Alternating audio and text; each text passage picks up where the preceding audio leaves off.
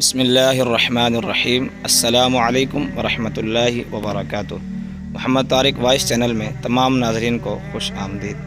اگر ہماری ویڈیو اچھی لگے تو چینل کو سبسکرائب ضرور کریں۔ آئیے آج کی ویڈیو شروع کرتے ہیں۔ محترم عزیز دوستو، ایک واقعہ ہے کہ میری شادی کو ابھی 3 مہینے ہوئے تھے کہ میری بیوی کے مرنے کی اندوناک خبر ملی۔ میں تو اس بات کا تصور بھی نہیں کر سکتا تھا کہ میری اس قدر محبت اور پیار کرنے والی بیوی، جس کے ساتھ میں ابھی تک کھل کر اظہار محبت بھی نہ کر سکا تھا، وہ اس دنیا سے اس قدر جلد رخصت ہو جائے گی۔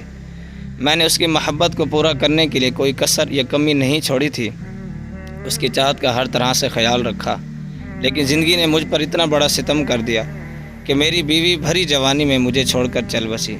لیکن بیوی کی موت کے بعد یہ اصل کہانی کا آغاز ہوا، جس نے نہ صرف مجھے بری طرح سے جھنجھوڑ کر رکھ دیا تھا، بلکہ اصل رشتوں کی پہچان بھی کروا دی تھی۔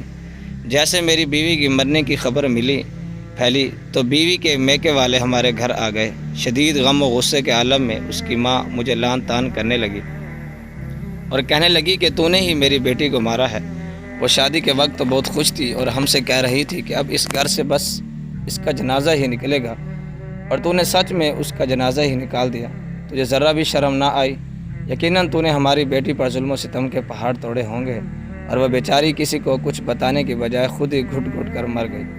میں چھپ کر ساری باتیں سن رہا تھا، اور اب میں انہیں کیا سمجھاتا کہ میں تو ابھی تک اپنی بیوی کے ساتھ کوئی تعلق ہی قائم نہ کر سکا تھا۔ میں بھلا اس پر کیا ظلم کر سکتا تھا کہ ابھی تو ہم دونوں کے رشتے میں بہت تعلق تھا۔ میں چاہتے ہوئے بھی اس کے قریب نہ ہو سکا تھا، کیونکہ وہ اس قدر شرماتی اور لجاتی تھی کہ میں اس کے ساتھ بات کرنے کی کوشش کرتا تو وہ اپنا چہرہ دوسری جانب پھیر لیتی۔ خیر، سارے چوہا بلی کے کھیل میں 3 ماہ گزر چکے تھے اور مجھے احساس تک نہ ہوا تھا۔ لیکن اصل قیامت تو اب ٹوٹی تھی، کیونکہ میری ساس مجھے یہ کہہ رہی تھی کہ میری بیٹی کے ایک ایک گناہ کا حساب تمہیں دینا ہوگا۔ تم نے میری بیٹی پر ظلم و ستم کیا ہے۔ اس کے علاوہ ایک اور بڑا واقعہ بھی ہو گیا، اس نے مجھے زیادہ پریشان کیا۔ بیوی کے میکے والے کہہ رہے تھے کہ ہم میت کو اپنے گھر لے جائیں گے اور آپ اپنے آبائی قبرستان میں دفن کریں گے، جبکہ میرے گھر والے بضد تھے، کیونکہ اب وہ ہماری ذمہ داری تھی، لہٰذا اب اسے یہیں پر دفنایا جائے گا۔ میں نے نوٹ کیا تھا کہ میری بیوی کے میکے سے ایک آدمی بہت زیادہ اصرار کر رہا تھا کہ اب ہم اسے کسی بھی صورت دفن ہونے نہیں دیں گے۔ تم نے اس کے جیتے جی بھی اس پر بہت صاف ظلم کیے ہوں گے، لیکن اب ہم اسے مرنے کے بعد بھی یہاں نہیں چھوڑ سکتے۔ خیر، کچھ نہ کچھ کر کے ان لوگوں نے یہاں سے میت کو نکال لیا۔ وہ لوگ اسے اپنے گھر میں لے گئے۔ میں بہت زیادہ پریشان تھا، کیونکہ اب وہ میری بیوی تھی۔ وہ دفن چاہے جہاں بھی ہوتی، لیکن اس کے ساتھ میرے نصیب ختم ہونے سے تو رہے۔ لیکن میں بھی ضد کر کے اس کے ساتھ ہی وہاں چلا گیا۔ میں اپنی بیوی کو دفن کرتے وقت بہت زیادہ پریشان تھا۔ میں نے جب اسے لحد میں اتارا تو میرا رواں رواں کانپتا رہا۔ مجھے اپنی موت نظر آ رہی تھی اور میرا دل چاہ رہا تھا کہ میں بھی اپنی بیوی کے ساتھ یہ دنیا سے چلا جاؤں۔ میں صبر نہیں کر سکتا تھا۔ میں انہی خیالوں کے اندر گھومتا کہ کسی نے مجھے پیچھے سے دھکا دیا۔ میں نے پیچھے مڑ کر دیکھا تو وہی آدمی کھڑا تھا جس نے میری بیوی کا جنازہ یہاں لانے کی بہت زیادہ ضد کی تھی اور زور دیا تھا۔ مجھے کہنے لگا، ارے بھائی، اب کیا تم بھی اس قبر میں لیٹ جاؤ گے؟ پرے ہٹ جاؤ اور نکلو یہاں سے۔ مجھے اس کا انداز بہت عجیب اور نفرت انگیز لگ رہا تھا۔ میں ہاتھ بڑھا کر قبر سے تھوڑا پیچھے ہٹ گیا تو جلدی سے قبر پر مٹی ڈال دی گئی اور پھر تدفین مکمل کر دی گئی۔ وہی آدمی سب کو کہنے لگا کہ اب یہاں غیر اسلامی طریقے سے تماشا نہ لگایا جائے، سب لوگ اپنے اپنے گھروں میں چلے جائیں۔ اور پھر مجھے مخاطب ہوتے ہوئے بولا کہ اور تم میاں اب کیا اپنی بیوی کا ماتم کرتے کرتے اس دنیا سے اٹھ جاؤ گے؟ جاؤ اپنے گھر جاؤ اور اپنے گھر والوں کو، اپنی ماں کو وقت دو۔ میں اس کی کڑوی کوسیلی باتیں سن کر بہت زیادہ پریشان تھا، لیکن کیا کرتا، یہ موقع ہی ایسا تھا کہ میں زیادہ بول بھی نہیں سکتا تھا۔ لہٰذا میں جب چپ چاپ اپنے گھر آ گیا، گھر آ کر میرا دل بری طرح سے رو رہا تھا۔ میرا دل چاہ رہا تھا کہ اپنے کسی اچھے دوست کو اپنے دل کے ساری پریشانی سنا کر اپنے دل کا غم کچھ ہلکا کر لوں۔ ابھی میں نے جیب سے موبائل نکالنے کے لیے جیب کے اندر ہاتھ ڈالا تو دیکھا میرا تو موبائل ہی میری جیب میں نہیں تھا۔ یہ دیکھ کر میرے قدموں سے زمین نکل گئی۔ میں بہت پریشان ہوا اور سوچا کہ میں اپنا موبائل شاید کسی راستے میں پھینک آیا ہوں، لیکن پھر مجھے خیال آیا کہ قبرستان سے واپسی پر میری جیب ذرا ہلکی پھلکی تھی۔ میں اس وقت یہ فرق محسوس نہ کر سکا تھا، لیکن بات اصل میں یہی تھی کہ میں اپنا موبائل قبرستان میں ہی بھول آیا تھا۔ اب فون کے بغیر تو زندگی نہیں گزاری جا سکتی، یہ تو بات آپ بھی اچھی طرح سے محسوس کر سکتے ہیں۔ لہٰذا میں اپنے گھر سے نکلا اور سیدھا وہیں پر پہنچا جہاں پر میری بیوی کی تدفین ہوئی تھی۔ وہاں پہنچتے ہی متلاشی نگاہیں ارد گرد موجود تمام قبروں کے اوپر اور نیچے اپنا موبائل تلاش کرنے لگیں، لیکن مجھے کہیں پر اپنا موبائل فون نظر نہیں آیا۔ میں پریشانی کے عالم میں یہاں دیکھنے لگا، تب ہی ایک بڑا شخص میرے پاس آ کر پوچھنے لگا، کیا ڈھونڈ رہے ہو بیٹے؟ وہ شخص شاید قبرستان کا گورکن تھا۔ چاچا، میں اپنا موبائل یہاں کہیں بھول گیا ہوں، وہی ڈھونڈ رہا ہوں، میں نے جواب دیا۔ موبائل کہیں تو اپنا موبائل قبر کے اندر تو نہیں گر گیا؟ چاچا نے بڑی حیرانی سے پوچھا۔ ہاں، یہ بھی ہو سکتا ہے۔ دراصل جب بھی میں قبر کے اندر دیکھ رہا تھا تو مجھے کسی نے قبر سے ہٹانے کے لیے قمیض سے پکڑ کر کھینچ لیا تھا کہ میرا موبائل نیچے گر گیا ہے۔ یہ بات سوچ کر میں لرزا کر رہ گیا، تو کیا میرا موبائل اس قبر میں گر گیا ہے جس میں میری بیوی دفن ہے؟ لگتا ہے مجھے یہ قبر کھودنی پڑے گی۔ سرگوشی کی، توبہ کرو میاں، کیسی باتیں کرتے ہو؟ ایک چند ہزار کے بدلے تم اللہ کا اتنا بڑا قانون توڑو گے؟ قبر اللہ کی حد ہوتی ہے۔ خبردار، اگر تم نے قبر کھودنے کی کوشش کی، تمہاری بیوی کے سارے میکے والے، سارے گھر والے اٹھ کر یہاں آ جائیں گے اور وہ تمہیں زندہ نہیں چھوڑیں گے۔ تم ایسی بات ہرگز مت کرنا، وہ یہ سوچیں گے کہ ان کی بیٹی کو تم نے قتل کیا ہے۔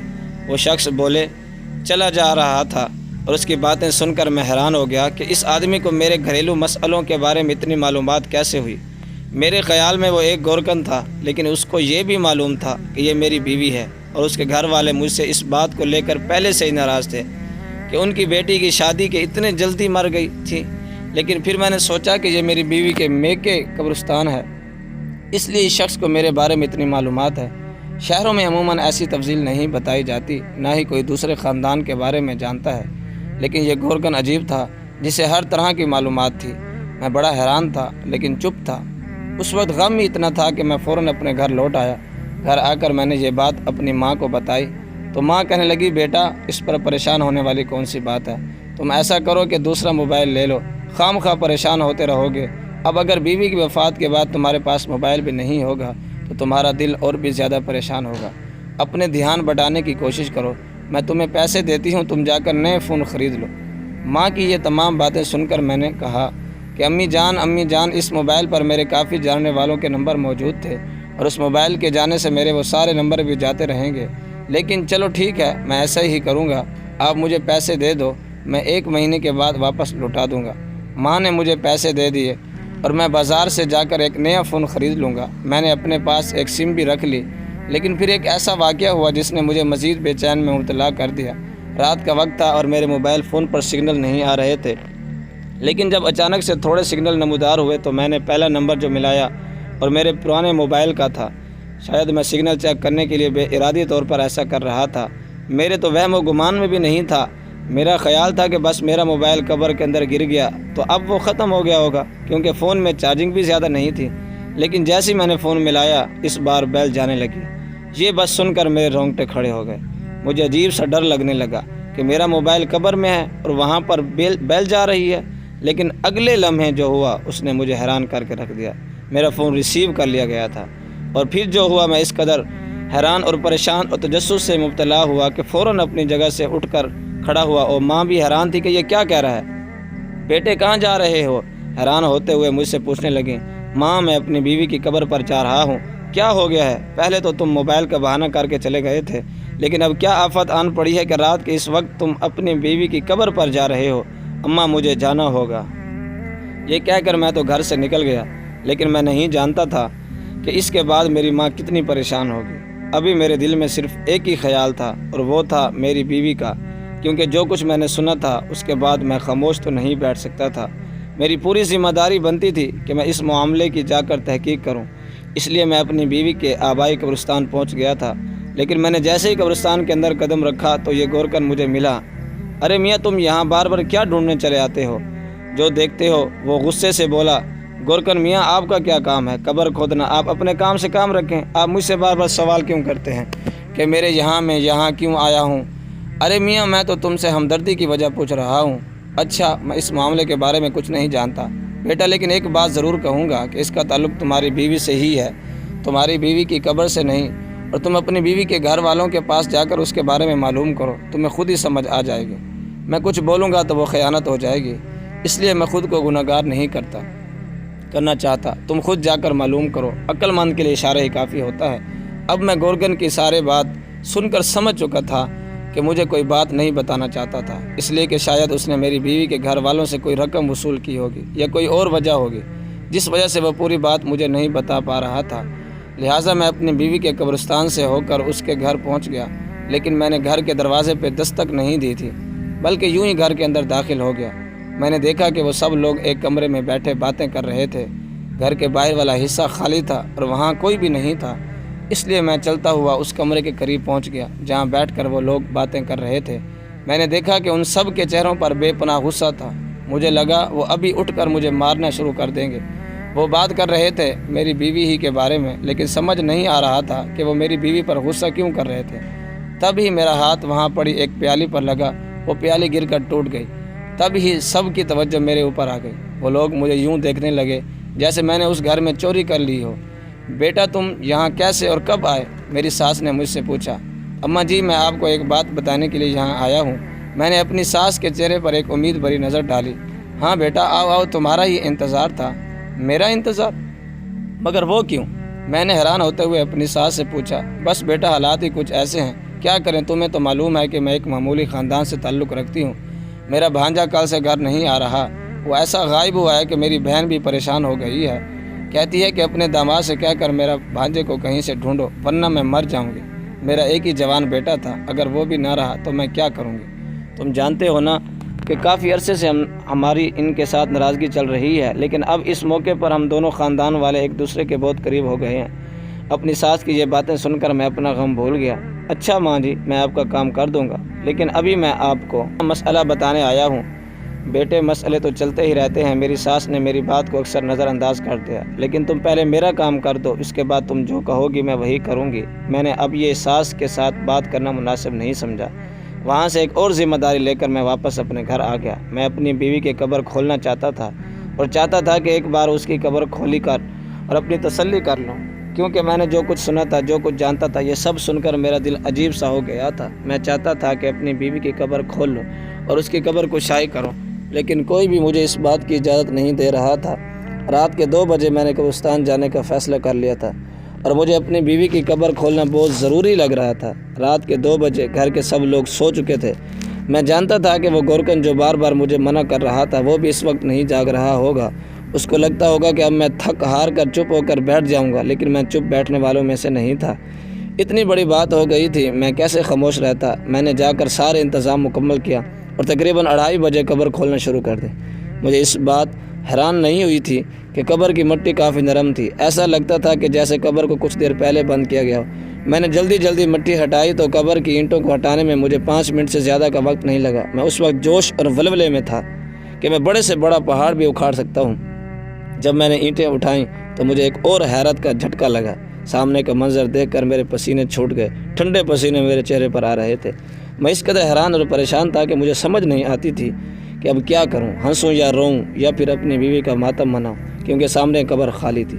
قبر میں نہیں میری بیوی تھی، نہ ہی اس کا کفن تھا اور نہ ہی میرا موبائل فون تھا۔ میں تو اپنا فون ڈھونڈنے آیا تھا، لیکن ایک نئے قصہ کھل گیا تھا۔ دراصل جب میں نے اپنا فون اپنے کان سے لگایا تو کسی نے میری کال اٹھائی تھی۔ اس بات سے پہلے مجھے لگا جیسے میرا موبائل قبر کے اندر نہیں رہا، بلکہ میرا فون کوئی چوری کر کے لے گیا ہے۔ لیکن جب میں نے اگلی بات سنی تو وہاں سے میرا اصل تجسس بڑھ چکا تھا۔ کوئی دیر تک ایسی آوازیں آتی رہیں جیسے ہواؤں کے جھگڑ چل رہے ہوں۔ اس کے بعد میرے کانوں میں سے ایک ایسی آواز پڑی کہ میری بیوی سخت عذاب میں ہے اور جب تک میں اس کے نام کے قرض ادا نہیں کر دیتا تب تک وہ یوں ہی تڑپتی رہے گی۔ لیکن پھر میں نے یہ سوچنے لگا کہ قبر میں آنے والے فرشتے تو کبھی بھی اردو میں بات نہیں کر سکتے، وہاں تو سنا ہے کہ عربی میں بات کرتے ہیں، اور پھر ایسا کیسے ہو سکتا ہے کہ ایک فرشتے کی آواز مجھے فون پر سنائی دے؟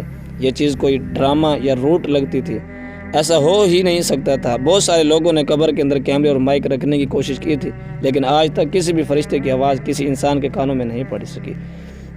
یہ اللہ کا ایک راز ہے اور اللہ یہ خوب جانتا ہے، ایسا ہو ہی نہیں سکتا کہ کسی قبرستان میں تھے فرشتے کی آواز کوئی انسان سن لے۔ بس وہیں سے مجھے شک پڑ گیا تھا اور میں نے اپنی بیوی کو قبر کھودنے کی ٹھان لی تھی، اور پھر جب میں نے قبر کھودی تو وہاں مجھے کچھ بھی نہیں ملا، اور یہ دیکھ کر میں اپنی بیوی کے گھر والوں کے پاس چلا گیا۔ میں نے کہا کہ آپ کی بیٹی کی قبر میں نے کھودی ہے، لیکن میری بیوی وہاں اس قبر کے اندر موجود نہیں ہے۔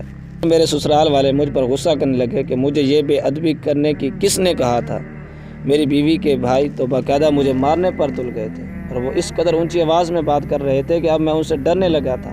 میں نے کہا کہ اب مجھے یہ سب نہیں کرنا چاہیے تھا، کیونکہ اپنی بیوی کے بارے میں تو کبھی برا سوچ ہی نہیں سکتا، لیکن یہ بات ان لوگوں کو کون سمجھا سکتا تھا؟ ان لوگوں کو تو میں ظالم، جلاد یا کسائی لگ رہا تھا۔ میں نے اپنی بیوی کے گھر والوں سے زیادہ بات کرنا اس لیے مناسب نہیں سمجھا، کیونکہ وہ تو لڑنے، جھگڑنے اور مر مٹنے پر تیار ہو گئے تھے۔ ایسے لوگوں میں سے کتنی بھی بات کرتا، وہ میری بات کبھی نہ سنتے۔ وہاں تھا، باقی سب کام چھوڑ کر اب میں صرف اسی ڈھونڈنا چاہتا تھا، کیونکہ مجھے اپنی بیوی کے اس کے دن پر زیادہ شک تھا۔ وہ بھی گھر سے اسی دن غائب ہوا تھا جس دن میری بیوی فوت ہوئی تھی۔ خیر، میں پوچھتا وہاں کے کلوتے اس اڈے پر پہنچا اور وہاں جا کر میں نے اپنی ساس کے بھانجے کے بارے میں بتایا۔ چھوٹے گاؤں کے بھی اپنے ہی فائدے ہیں۔ اب یہ بات میرے لیے زیادہ حیران کن نہ تھی، اور میں اس کا پتہ پوچھتے اس تک کیسے پہنچا یہ ایک الگ کہانی ہے۔ وہ ایک چھوٹی سی تنگ گلی میں ایک کرائے کے مکان میں رہتا تھا، اور آج مجھے اس کے ڈھونڈتے ہوئے ایک ہفتہ ہو چکا تھا۔ پورے ہفتے کے بعد اس کے گھر کو ڈھونڈنے کے بعد جب میں اس کے دروازے کے سامنے کھڑا دستک دینے والا تھا تو میرے دل میں آنے والے تمام سوالوں کا جواب مجھے پہلے سے ہی معلوم تھا۔ جب یہ کچھ سوالات میرے ذہن میں اٹھ بھی رہے تھے، میں وہ سب اس سے پوچھنا چاہتا تھا۔ جیسے ہی دروازہ کھولا تو میں نے جو منظر دیکھا، وہ منظر دیکھ کر میرے پیر کے نیچے سے زمین نکل گئی، کیونکہ دروازہ کھول کر سامنے کوئی اور نہیں بلکہ میری اپنی بیوی کھڑی تھی، اور مجھے دیکھتے ہی اس کے چہرے کا رنگ ایک دم سے پھیکا ہو گیا۔ وہ بڑی مشکل سے اپنی جان بچا کر پیچھے کی جانب بھاگنے لگی، لیکن میں نے اس کا بازو مضبوطی سے پکڑا اور اسے گھسیٹنا شروع کر دیا۔